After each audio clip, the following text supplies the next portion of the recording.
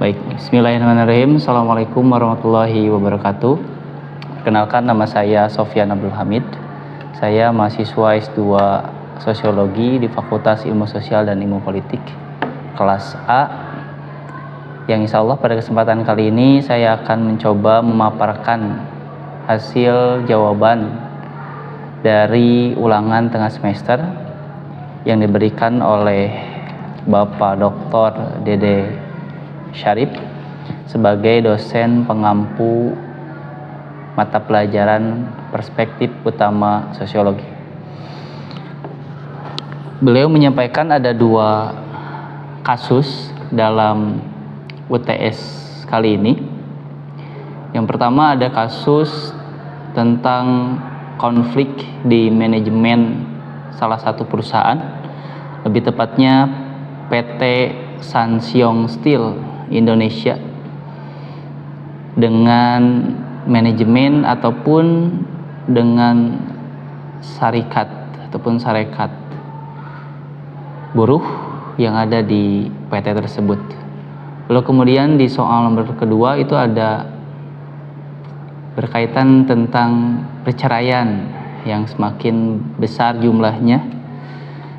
Nah, dari kedua kasus ini saya mencoba membahas satu persatu, dan pada kesempatan kali ini saya akan membahas soal nomor pertama, sekaligus akan mencoba menganalisis dengan menggunakan teori yang ada ataupun teori sosiologi pada kesempatan kali ini. Baik, yang pertama itu saya akan mencoba menganalisis konflik manajemen PT Sansyong Steel Indonesia berdasarkan teori konflik dari Ralph Dahrendorf dan juga Randall Collins, yang saya ambil teori tersebut dari bukunya George Richards tahun 2010. Yang pertama, kasus konflik manajemen PT Sansyong Steel Indonesia menyoroti sengketa kepemimpinan antara 2 kubu pemegang saham yang berdampak langsung terhadap nasib para pekerja. Jadi sebenarnya konflik ini terjadi di internal manajemen, tapi dampaknya pada para pekerja, bahkan ratusan mungkin ribuan. Termasuk serikat pekerja menuntut kepastian hukum dan pembayaran gaji yang tertunda. Konflik ini menggambarkan ketimpangan kekuasaan dan ketidakpastian struktural dalam hubungan industri ataupun dalam hubungan perusahaan. Nah, di sini disebutkan ada salah satu pihak yang bernama Vinifong dan Aguan. Jadi ini bagian dari perselisihan di internal manajemen yang menyebut ada nama Vinifong dan juga ada nama Aguan. Lalu kemudian saya akan mencoba memaparkan sedikit tentang teori Ralph Dahrendorf dan Randall Collins dalam Research ataupun dalam buku Research di tahun 2010. Research menjelaskan bahwa teori konflik muncul sebagai reaksi terhadap dominasi struktural fungsionalisme. Lalu kemudian tokoh utama seperti Ralph Dahrendorf menegaskan bahwa keteraturan sosial tidak lahir dari konsensus. Mungkin kalau ditarik dalam kasus ini yang mendominasi itu adalah pihak manajemen, lalu kemudian yang didominasi itu adalah pihak para pekerja. Lalu kemudian dari awalnya teratur pabrik ini ataupun PT tersebut sekarang menjadi konflik, dan tidak menutup kemungkinan dari konflik itu bisa berdampak pada kebaikan ataupun konsensus kesepakatan bersama. Kenapa? Karena kata Richard itu memang kelompok itu harus dipaksa oleh kelompok dominan terhadap kelompok subordinat. Dalam hal ini yang dominan tadi pihak perusahaan, manajemen, lalu kemudian ada subordinat, yaitu di sana ada pihak sarekat pekerja ataupun sarekat buruh. Nah, konflik ini timbul akibat distribusi otoritas ataupun penyaluran kewenangan yang tidak merata. Tadi konflik antara pihak Vinnie Fong dan juga Aguan. Lalu kemudian Randall Collins menambahkan bahwa konflik yang hadir dalam interaksi mikro, di mana kekuasaan dan kepentingan membentuk struktur sosial. Kekuasaannya yang ada pada manajemen, termasuk kepentingan yang menjadi konflik tadi, berbeda kepentingan antara Fong dan juga Aguan, sehingga dapat membentuk sebuah struktur sosial.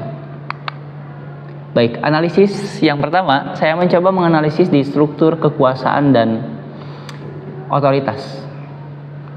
Nah, dalam kasus PT Sansiong ini, konflik muncul karena perebutan otoritas, perebutan kewenangan, bahkan perebutan kepentingan antara dua kubu dalam satu manajemen itu. Tadi saya menyebutnya dalam kasus ini itu ada Vinnie Fong dan juga Aguan yang memiliki kepentingan yang berbeda sehingga memunculkan konflik otoritas. Bahkan kata Ralph Dahrendorf, otoritas itu melekat pada posisinya. Karena Vinnie Fong dan Aguan di sini memiliki posisi yang strategis yang berada di manajemen, sehingga keduanya selain memiliki posisi, memiliki kedudukan, keduanya pun memiliki otoritas kepentingan yang berbeda. Jadi melekat. Artinya ketika Vinnie Fong dan Aguan ini tidak punya posisi, katakanlah tadi hanya sebatas buruh misal, hanya sebatas pekerja, maka keduanya tidak punya pengaruh terhadap PT ini. Karena itu Vinnie Fong dan juga Aguan punya posisi, punya kedudukan sehingga bisa berpengaruh terhadap konflik ini. Nah, kedua kubu ini berupaya mempertahankan legitimasi kepemilikannya. Jadi Vinnie Fong berharap ini menjadi miliknya, Aguan pun sama, seperti itu. Sehingga mencoba mereka untuk mengontrol semua aktivitas yang dilakukan di perusahaan tersebut, termasuk rekening perusahaan dan operasional pabrik mereka ingin kuasai. Sehingga serikat pekerja menjadi kelompok subordinat yang berusaha dikuasai dan berdampak yang kurang baik karena pertarungan antara Vinnie Fong dan juga Aguan dalam kasus ini.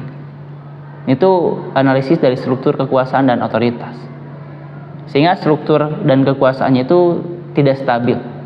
Apalagi kewenangannya yang berdampak pada subordinat tadi, yaitu para pekerja termasuk serikat pekerja.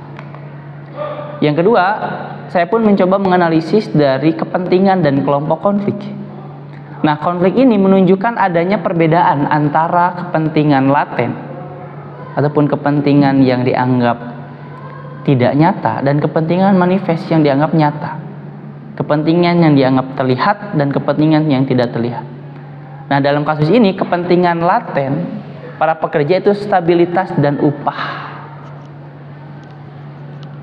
Sedangkan menjadi manifest pada saat hak mereka tidak terpenuhi, sehingga memunculkan aksi kolektif melalui serikat buruh.